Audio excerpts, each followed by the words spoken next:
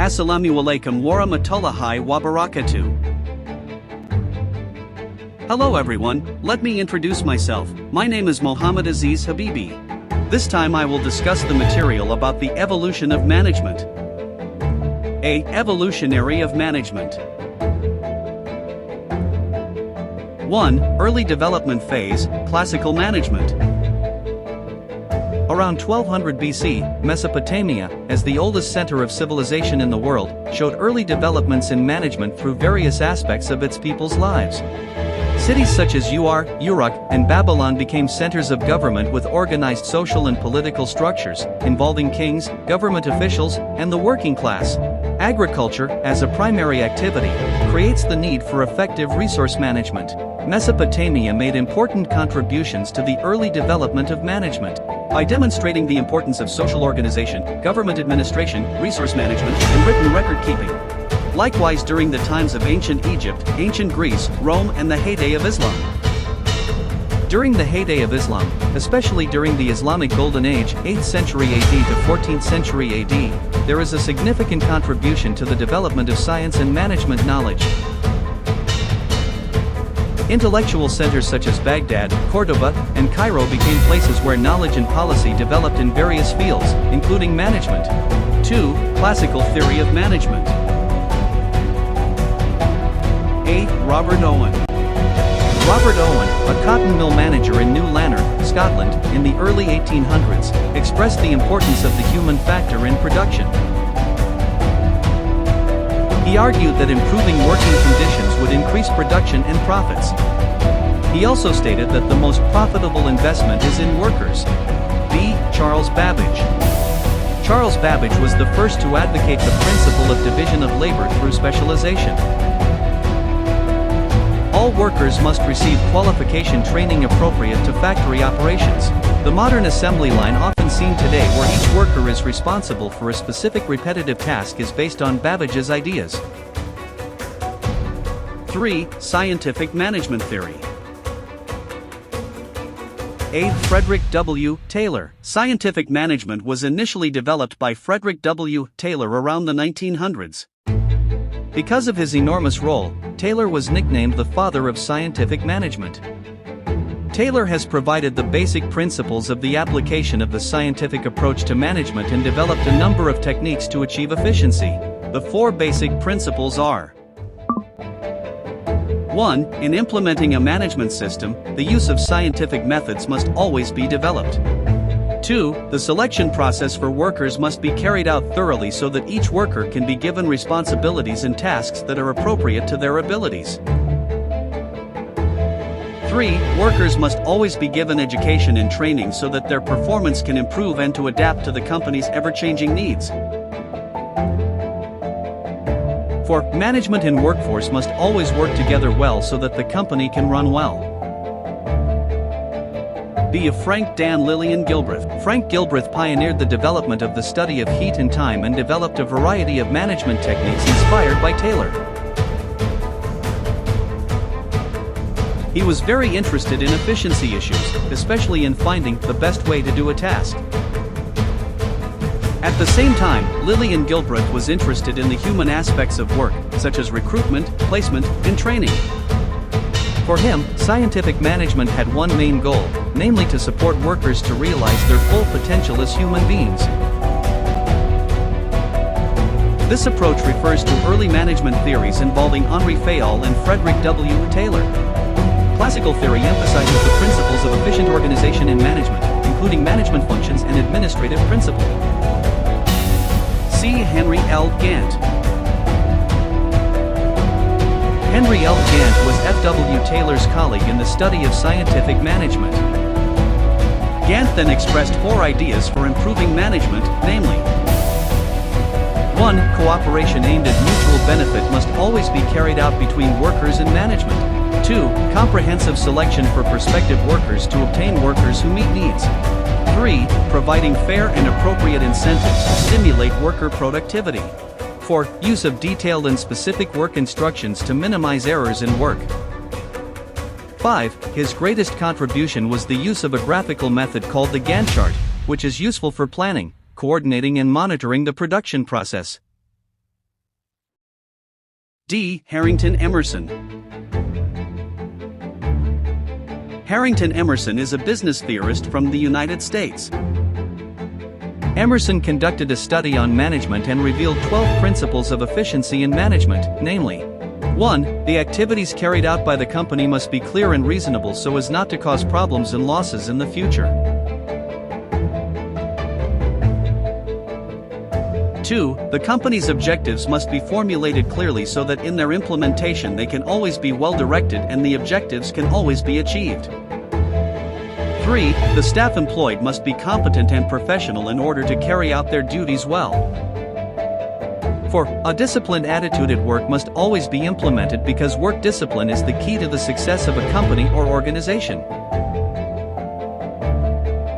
5. The compensation given by the company to workers must be fair and appropriate so that workers can be motivated to work better. 6. Reliable, immediate, accurate, and regular reports on information and accounting systems so that company activities can always be monitored properly. 7. Giving clear orders accompanied by careful planning and orderly work sequencing so that the company can operate well.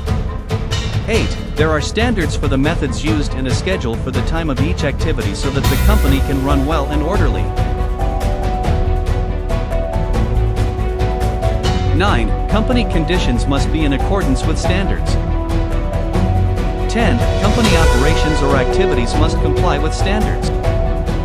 11. Written practical instructions on the job should be standard to help workers perform their tasks well. 12. Providing rewards or incentives to workers who perform their duties well or above standard as a form of appreciation and motivation for other workers.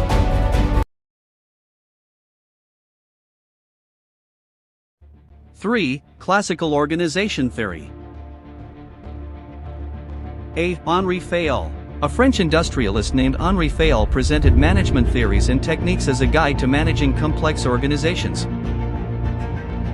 In his theory of management, Fayol divides management into 5 elements, including the following: 1. Planning. 2. Gathering of human resources and physical resources of the company. 3. Giving of orders. 4. Coordination. 5. Monitoring. B. James D. Mooney. According to Mooney, for basic rules that must be considered when planning an organization are as follows. 1. Coordination. Coordination in a company is when activities are carried out with the aim of integrating previously established goals and work plans. The requirements for coordination are authority, mutual service, doctrine, goal formula, and discipline. 2. Scalar principle. The scalar principle defines leadership and delegation relationships between functions within organizational units. 3. Working principles. Working principles define various tasks or functions that must be completed and carried out in an effort to achieve common goals. 4. Personnel principles. This principle is useful for distinguishing between personnel or staff and management. See Mary Parker Follett. Follett was the first social scientist to apply psychology to business, industry, and government. He made significant contributions to management by applying social sciences to practice in business management. He also outlined an ideal organizational model in which managers achieve coordination through controlled communication with workers. D. Chester I. Barnard. Chester Barnard, president of New Jersey Bell Telephone, viewed the organization as a goal-oriented operating system. In Barnard's opinion, management's primary responsibility is to formulate goals and provide the resources necessary for the organization to achieve its goals. Barnard pioneered the use of a systems approach to organizational management. 4. Human relations. A. Elton Mayo. The term human relations is often used to describe a manager's actions in interacting with his subordinates.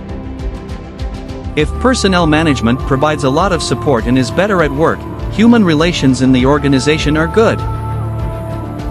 When morale and efficiency deteriorate, human relations in the organization are bad. In an effort to create good human relation, a manager must understand why workers act the way they do and what social or psychological factors motivate them to act that way. B. A Fritz Roethlisberger. His role as an assistant to researcher Elton Mayo, conducting research on human behavior in various work situations at the Western Electric Company's Hawthorne plant from 1927 to 1932.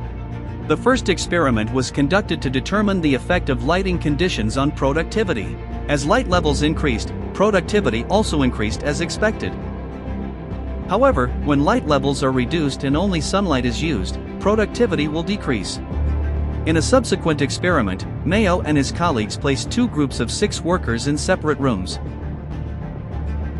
They concluded that a complex series of emotional responses can help increase productivity. The relationship between selected group members and researchers is more important in terms of productivity than the changes in working conditions mentioned above. Attention and understanding from their superiors has been shown to increase their motivation. C. Hugo Munsterberg. As the founder of industrial psychology, Hugo Munsterberg is often called the father of industrial psychology. Munsterberg put forward 3 ways to achieve increased productivity, namely 1. Get or use the best possible person, namely the person or worker who is most suitable or expert in the work to be done. 2. Creating the best possible work or the best working conditions that meet standards such as in terms of work safety and worker psychology to increase productivity. 3. Using the best possible effect to influence worker psychology or motivate workers to improve their performance. 5. Modern management. Organizational behavior. Figures from this school include 1. Abraham Maslow mentioned the existence of a hierarchy of needs in his explanation of human behavior and the dynamics of a person's motivation process. 2. Douglas McGregor, who put forward Theory X and Theory Y. 3. Frederick Herzberg researched and explained the hygiene motivation theory, or what can also be called the 2-factor theory. 4. Robert Blake and Jane Mouton discuss 5 styles of leadership using a managerial grid. 5. Rensis Lycan has identified and conducted extensive research on 4 management systems, from System 1, namely exploitative authoritative, to System 4, namely participative commanderly. 6. Fred Fiedler suggested a contingency approach, or an approach that refers to possibilities in a leadership study. B. Quantitative flow. The quantitative stream was marked by the development of operational research teams in solving industrial problems, based on the success of British operational research teams in World War II. The action research procedure is formalized and referred to as the management science stream. The steps of the management science stream approach are usually as follows. A. Formulate the problem. B. Create a mathematical model based on the problem. C. Get a solution from the model. D. A model testing and its results. E. Observing the results obtained.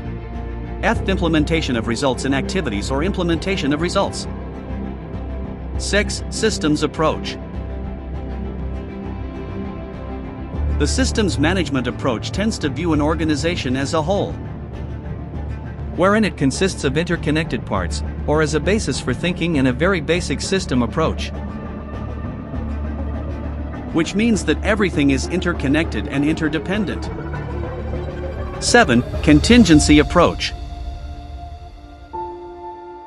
This approach aims to bridge the gap between theory and practice. The contingency approach emerged in response to dissatisfaction with perceived universality and the need to incorporate environmental variables into management theory and practice. The general conceptual framework of the preventive approach consists of 3 main parts, namely, the environment, administrative concepts and techniques, and the possible relationships between them. 8. Development of management theory in the future. A. Dominance.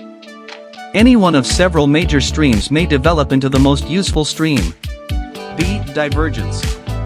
Each stream develops through its own path. C. Convergence. There is a consensus within several schools of thought, with the boundaries between them tending to become blurred. D. Synthesis. Each stream integrates with each other. E. Proliferation. Ultimately, there is a possibility that more new streams will emerge. However, these new approaches do not appear to be a new school of thought and are merely special discussions of a series of problems. That's all the discussion of the material on management evolution from me. If there is a wrong pronunciation of the sentence, please forgive me. That's all and thank you. Wassalamu'alaikum warahmatullahi wabarakatuh.